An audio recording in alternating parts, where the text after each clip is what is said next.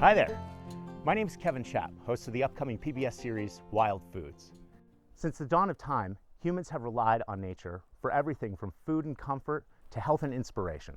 Nature truly has a lot to teach us, but many of us are forgetting this fact and are starting to spend more and more time inside. Well, I want to change that. So I'm starting this web series to bring you out on adventures to reconnect with your environment and hopefully learn something along the way. Today, I thought it'd be fun to go out and search my favorite wild medicinal, the chaga fungus. Chaga's scientific name is Inonotus obliquus, but it's more commonly referred to as the birch conch or clinker polypore. So it's a parasitic growth that most often occurs on the birch tree, but you can also find it sometimes on poplar or elm. Now, it has a long tradition in native cultures ranging from Eastern Europe and Asia all the way back to the Americas, and they believed it had healing properties. So it's been being used in traditional medicine for thousands of years. Chaga is easily identifiable by its black or dark brown exterior that looks cracked or charred, and the interior is yellow or yellowish tan and spongy when you first harvest it. So I'm going to be helping you locate, harvest, and then create a yummy treat from the chaga fungus called chaga hot chocolate, and it's something you can share with your entire family. You're going to need a few things for this hunt. You're going to want to bring along a hatchet or an axe to help separate the chaga mushroom when you locate it. I always throw in a knife just in case I find any other wild forageables. Always bring along a proper field guide and always consult it before harvesting or ingesting any wild food.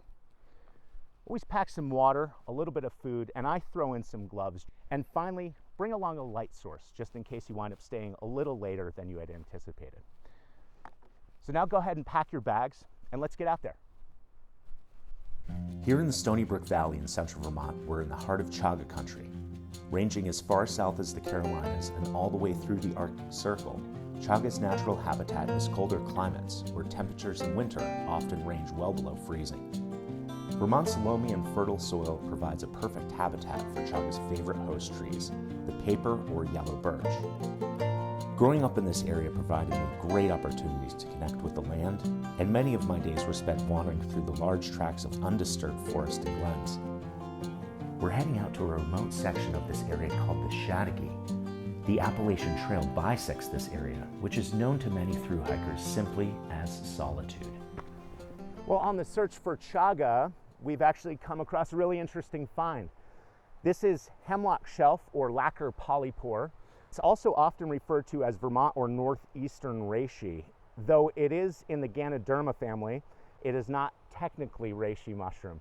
So this is called Ganoderma tsugae, whereas reishi would be referred to as Ganoderma lucidum. This has recorded use dating all the way back to 104 BCE in the Han Dynasty in China, where ancient healers went out to the Changbai Mountains and discovered this mysterious red mushroom that they brought back to Emperor Wu, who began using it for all sorts of purposes, everything from anti-aging to helping improve fertility. They also believed that it had antiviral and antibacterial properties and would even help treat and prevent cancer. It's no wonder he coined it the Ling Si mushroom, or the mushroom of immortality. So unfortunately, this is last year's crop, so we're going to come back in a couple of months and check on these mushrooms and see if there's been any new growth or if any of the other hemlock in this area have acquired any. But it's a great find. We're going to continue our search for our chaga fungus. Foraging and hiking are great exercises. They increase lung capacity, lean muscle mass, and cardiovascular strength. Many outdoor enthusiasts have taken to the practice of forest bathing, allowing the sights, smells, and sounds of nature to induce a sense of calm and peace. Foraging provides a great opportunity for forest bathing. Remember, no time in the woods is wasted, and even if you don't find what you're looking for, you'll be better simply for the experience. All right. Well, here we have a perfect example of chaga or birch conch. Remember, its favorite host is the birch tree, and we have really old yellow birch here, it looks like. So what the chaga does is it actually enters the tree through wounds in its bark, and it will begin feeding off of the nutrients that the tree absorbs through its root structure. So we're going to go ahead and take out our trusty hatchet here.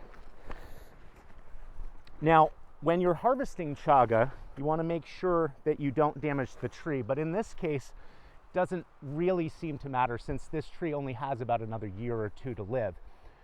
But what will happen is the tree will fall over and begin to decompose, creating more nutrient-dense soil for other trees and actually some of its own offspring. So I see several young birch shoots coming up from this area. So as the parent tree dies away, the young shoots begin to flourish. You know, it was the Stoic philosopher Seneca that said, "Let us keep to the path which nature has mapped out for us, and let us not swerve therefrom.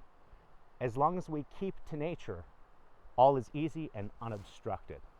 Now, let's go ahead and harvest this chaga so we can bring it home and make our well-deserved treat.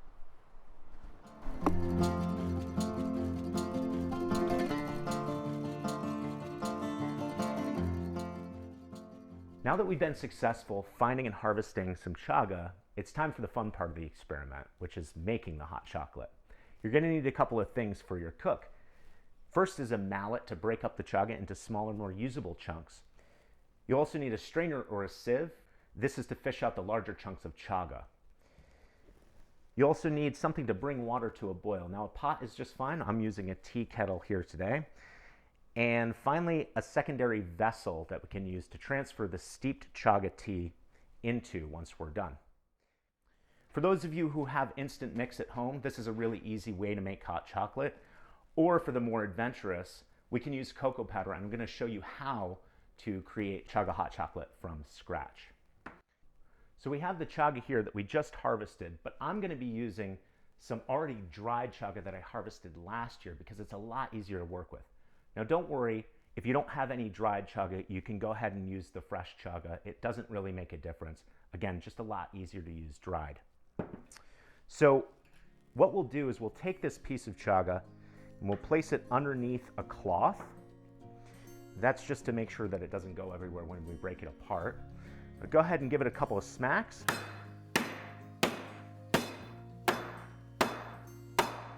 And what you're left with is some broken up chunks of chaga. Now these are fine to just put directly into the water.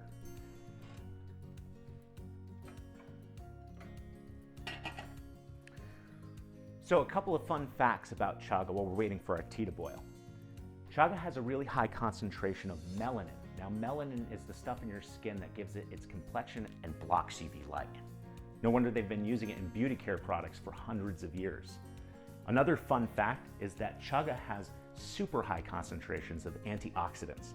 It has 1,200 times more antioxidants than blueberries, 80 times more than acai berries, and 45 times more than pomegranate. No wonder it's considered a superfood, and it's right here in our backyard. Finally, chaga has high concentrations of betulinic acid. This acid creates apoptosis in cancerous cells, and scientists have been using it in complement to other treatments for cancer. Apoptosis is the process of washing out cells and regenerating new ones. It's no wonder scientists are starting to experiment in complement to other types of cancer treatment. So let's go ahead and wait for this tea to boil, and then we'll get back to building our chaga hot chocolate. Our chaga tea has had time to steep and boil, so we're going to go ahead and shut it off. Some folks may want to give it a couple of minutes just to cool off, but I'm going to go ahead and transfer it right now.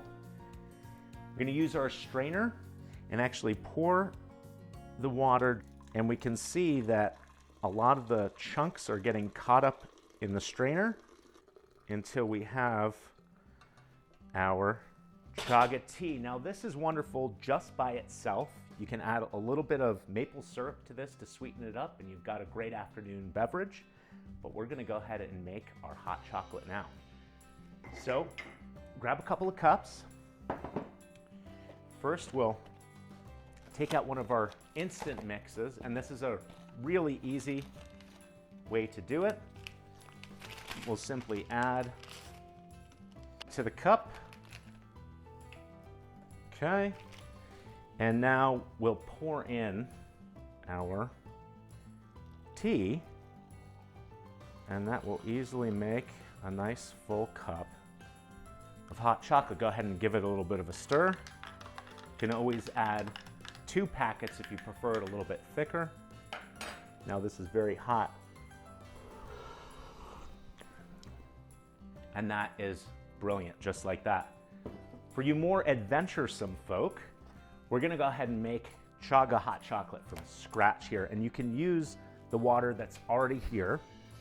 So I'm gonna add several scoops of chocolate. Okay. Then I'm gonna add our maple syrup. Give it that sweetness. And don't be shy with that. And again, you can sweeten it to your own liking. And go ahead and add some milk. Now, I prefer almond milk, but regular milk is great, especially the high fat content will give you that really classic hot chocolate taste. So go ahead and add about a cup there. And there we go. That looks pretty terrific. Grab a spoon and go ahead and stir that all up. Okay, give it a good stir. And now, for the best part is the taste. Great, and that looks nice and dark and rich.